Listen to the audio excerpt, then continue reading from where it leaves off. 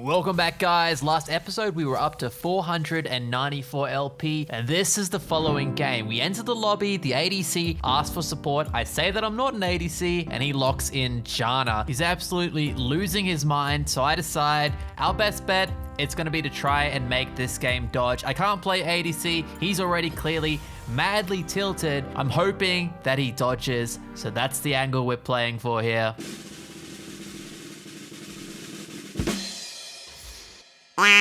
Yes, of course. We're peaking in LP, and now we're stuck with an ADC Janna. Plus, to top it all off, we're playing Bard practically for the first time. I saw a comment in the last video suggesting that I should try and play double jungle Bard. This is going to be a prime example of why I should never touch this champion again.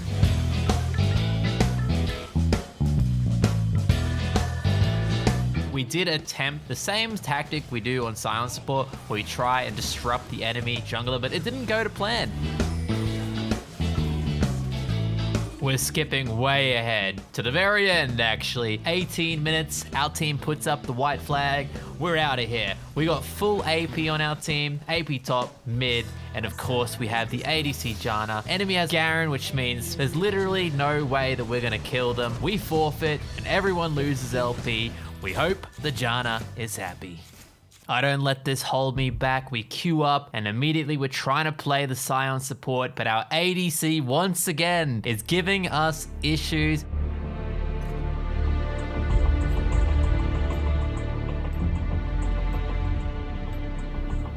Fortunately, we're lucky this time, someone dodges and we move on to game number 2. This match is Sion versus Trundle in the top lane. It's pretty boring. The best strategy is to just farm and wait for a gank, which is what we did. It does end up paying off. Echo comes to the top lane and we manage to secure a kill onto the Trundle. We pick up that assist and this secures the top lane. Not in the sense that we're going to win it, but we're not going to lose it. So we just farm and we match the clock. The game state at this point is fairly even. Both teams are quite matched. The problem I see coming up is that bot lane's starting to get a lot of ganks on repeat, so I'm going to try and shift a lot of my power from top into the bot lane, because if I crush the Trundle, it doesn't really win us the game. We can never beat him in a 1v1. What we need is to get our bot lane ahead, so that's what we're attempting to do right now.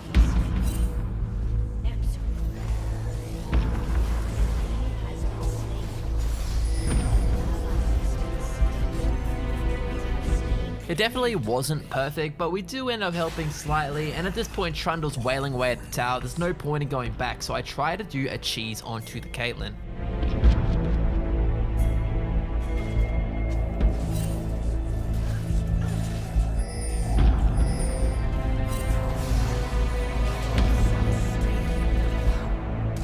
Killing Caitlyn twice in a row, that definitely does set back the enemy ADC, which in return is going to put Smolder ahead, so we have successfully gotten a lead onto our bot lane. We're now 2-0 in the top lane, absolutely crushing it. 150 farm at 15 minutes.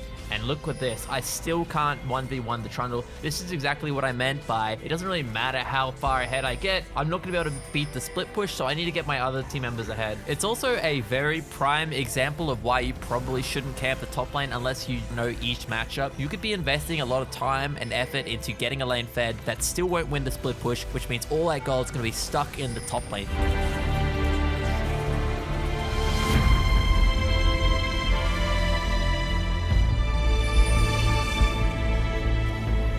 Fast forwarding 3 minutes into the future, I'm an absolute monster of a tank. But like I said, I'm still stuck here matching this Trundle. And while that happens, the enemy team manages to pick off the Fed Echo and our mid laner. This leaves our team in a very precarious position. Although we are strong, the Smolder, he's not fully scaled in yet, so we have no option but to give up the Baron. Enemy team secures it without much contest.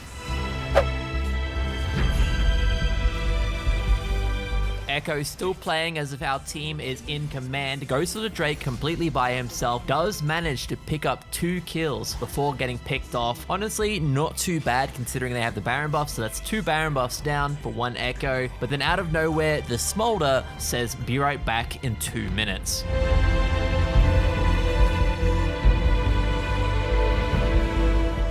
As you would imagine, going AFK for 2 minutes this late into the game while the enemy team has the Baron buff isn't the wisest decision you could make. And even though it was still 4v5, we continued to play as if it wasn't. We need to make plays. You can't just assume the player is going to come back. If you have a strength, a lead, you need to push that lead as soon as possible. What if he doesn't come back for the next 5 minutes and you're stuck in a 4v5 that you could have potentially won? And that's how we played. We played very aggressive. All the fights were extremely close, and soon that 2 minutes turned into 3 minutes. And yes, eventually the surrender vote goes up and we don't have any choice. We held for as long as we could, but at the end of the day, it's 4v5 and it's 25 minutes into the game. All it takes is 3 votes to secure the surrender. I voted no, but it doesn't matter. The game, it's over. That means very quickly, back to back, we lose 23 LP. Straight into game 3. Things are not going as we expected today. There are seriously days where, like, no matter what you do, you just seem to lose. Most of us call it loser queue. Others don't believe in it. Personally, I definitely think it's real, just from experience. Anyway, so we invaded. We get the summoner spell of the enemy ADC. Rather than going back to top lane into Cassante, which is a lane I once again can't really win the 1v1, I try to get gold onto my ADC. It's the same strategy. We need gold on him if we want this LP.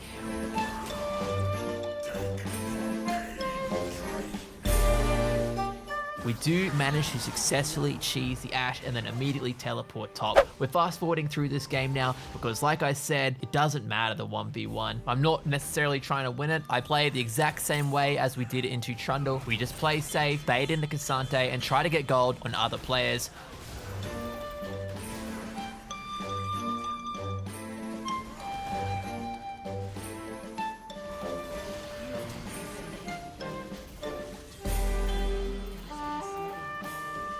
This strategy gets our Kha'Zix 2 kills, which means he's off to an extremely strong start. I'm now the weak lane though. We have no teleport and the wave was pushing forward. The result of that is the wave stacking and the enemy being allowed to tower dive us. They get away with this completely for free, but I do manage to clean up the minions with my passive, which gives me 6. There's a lot of attention in this top lane. You can even see the Syndra was up there. Rather than trying to contest that, we head straight to the bot lane, but our Nautilus has other things in mind. He randomly walks forward, forcing the enemy away from me, which makes my ult awkward. I have no choice but to use it because I don't have teleport and I've already committed time walking to the bot. We need to get gold here one way or another, at least summon the spells to get our ADC ahead. But yeah, it just sucks. Like, if he did literally nothing, it would have been a guaranteed 2 kills without any of us dying. Either way, we do still get the double kill onto Draven, which was our goal, I guess. When I commit to getting my ADC fed, that's exactly what I do. I will sacrifice top lane every single time. As expected, as soon as our ultimate comes up, we head straight to the bot lane. This time,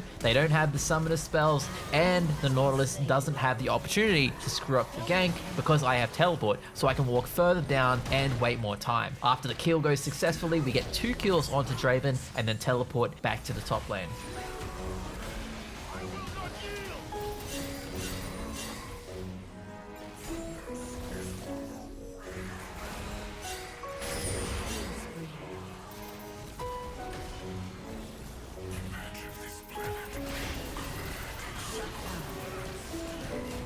From a viewing perspective, the only thing you need to keep in mind is that this enemy Cassante is massive. We've given up the top lane, which means he gets to free farm, plus he's getting gold from kills. So yeah, just keep in mind, he's quite big, and we're trying to transfer gold onto the ADC.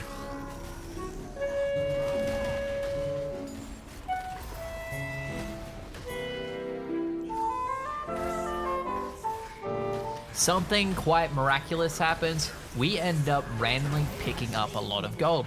We got the gold from the Cassante. We then ult this Sona, who apparently has another bounty. So all of a sudden, we now have gold as well. Keep your eyes on the Orianna in the top corner. She's recalling after getting a kill on Syndra, but then decides to try and get the gold from the tower plating.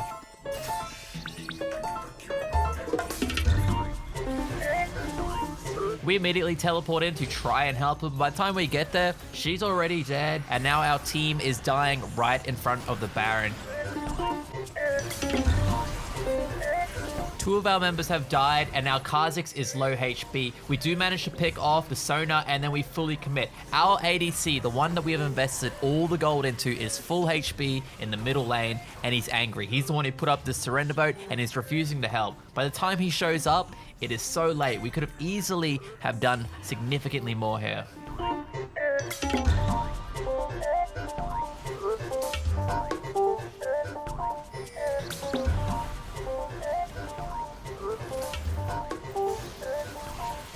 Even though the enemy team did secure the Baron, we end up acing them so they don't have any of the buffs, which is a significant victory for our team considering we're the ones who are behind. We then also catch out the Rek'Sai in the river and get the gold onto our ADC. Things are shifting and the momentum, it's coming in our direction.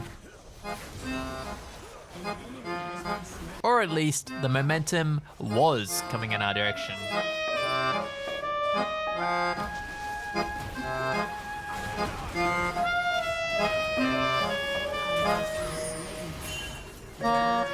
Both the Orianna and Nautilus get picked off, but I checked the score and I noticed that they are our weakest players, so I'm not too afraid to engage here. I'm quite tanky. I'm not going to die immediately. We get this fight here and our team respawns. They're in our base. We could potentially turn it.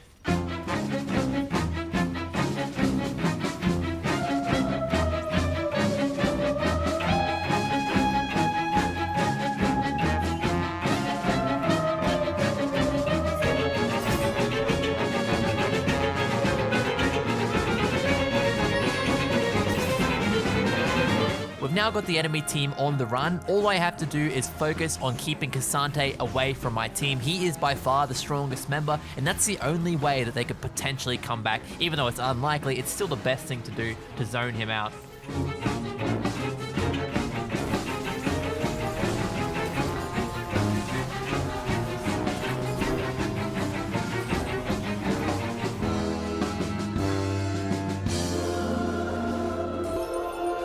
The scoreline is now almost even, 34-29. It could go either way, but the enemy team has positioning on the Soul Drake. This is their Mountain Soul. If the enemy K'Sante and Rek'Sai get this buff, it's going to be quite difficult to win the team fights.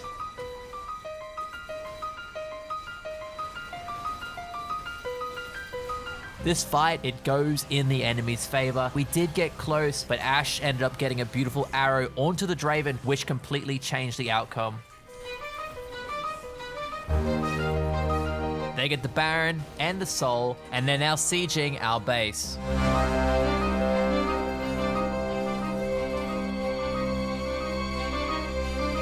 We went for a bit of a Hail Mary ult at the end there, but we didn't really have much choice. I couldn't see what was going on, and I'm just assuming that they're getting tower dope. Maybe we can get a 3v4 while the Ashe and the Sona in the mid.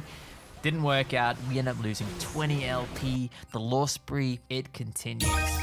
Last video, we had 4 new members join. Thanks to you guys. Of course, there are plenty of perks to joining besides the shout out, including member badges that'll go beside your name when you comment, channel emojis, access to the live stream bods. Plus, when you leave a comment on the videos, it gets sent to a private section in my analytics recognition on the main channel page. If you would like to support the channel and have a shout out in the next video, click that join button next to the channel name today. This leads us into game number 4, where we have a team of challengers and grandmasters. Hopefully this will be the first win of the day. We've had a brutal session so far, a lot of griefing and a lot of losses. We're down 80 LP already. We're playing double jungle this game, and we invade the enemy team at level 1.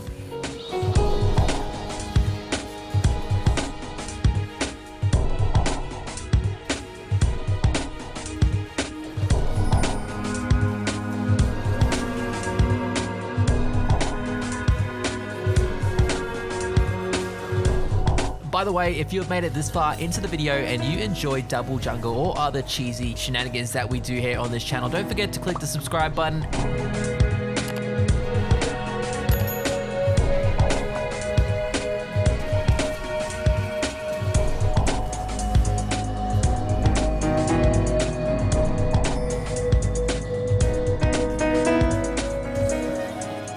As far as level 1 invades go, this one greatly benefited our team. We end up with a total of 3 kills, whereas the enemy only got 2, but the most important part is Karthus doesn't get to start on his blue buff.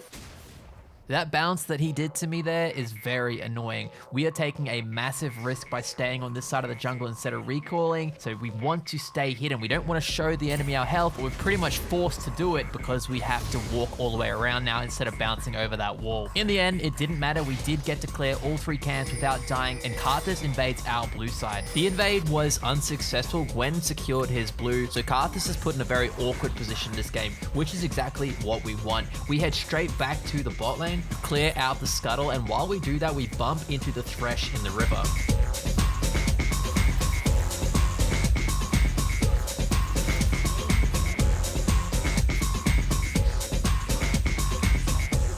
Ezreal goes a bit too ham, misses his Q, and this hands over a kill to the Smolder. It's not ideal, but bot lane is still about even in terms of gold and experience. Mid lane is significantly ahead from the start, and Karthus is behind because he didn't get his blue side.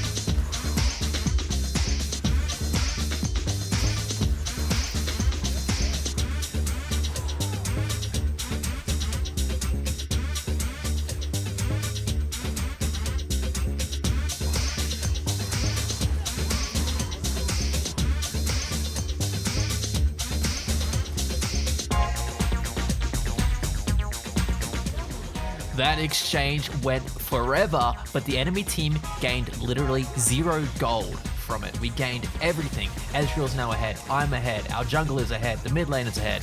We are winning on every single front. That, of course, is until this moment. Thresh manages to pull me under the tower, and we can't reach them with the passive, so we straight up just gave up gold there. Not ideal, considering we are quickly losing our lead. On the flip side of the map, Lulu manages to kill the jungler and the top laner by herself. This is not a great sign.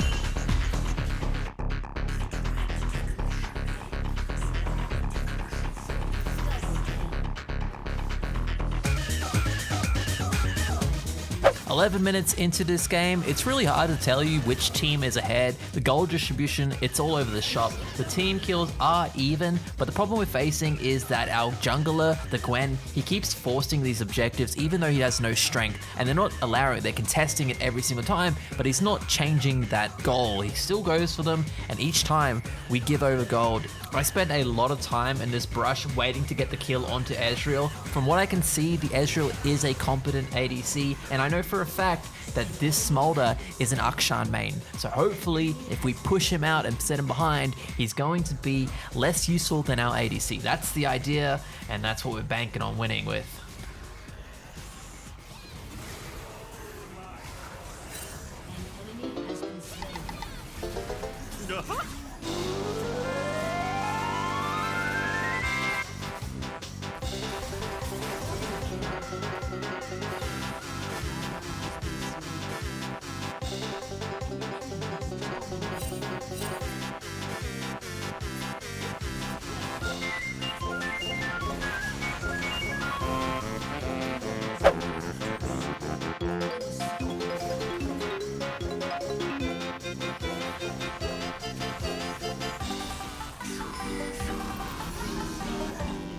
After we pick up the kill onto Smolder, we head back to base and witness the most disgusting sight we could possibly see.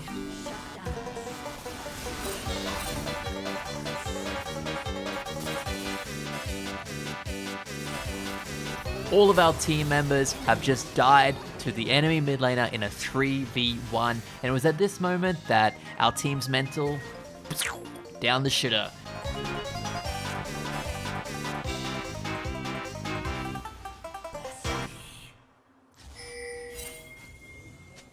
Despite our team bickering at each other, we still have a very even scoreline, 24-25, and there's a lot of gold on specific individuals that can easily turn this game.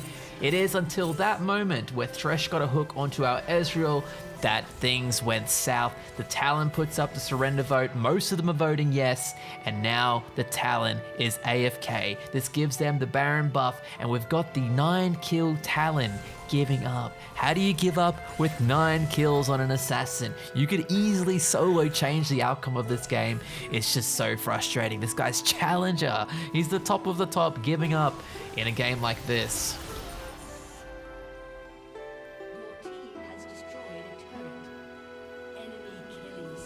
Either way, sometimes that's just how solo queue goes. You get unlucky, and then you continue to get unlucky because Riot puts your ass in loser queue. So you're getting bunched up with a bunch of other people who are on losing sprees. And from there, it's a big snowball. I know some of you guys don't believe in it, but personally, I think it is real. And today, unfortunately, we were in that queue. I know it wasn't the climb we were looking to see, but sometimes you go up, sometimes you go down. That's just how solo queue goes. I hope you enjoyed today's episode. I know it was a bit painful, but for those of you who stopped playing, I'm sure this is one of the reasons why you stopped, and you're very grateful that you don't continue. Either way, don't forget to like the video, leave a comment, and of course, subscribe if you haven't already. I'll see you guys in the next video.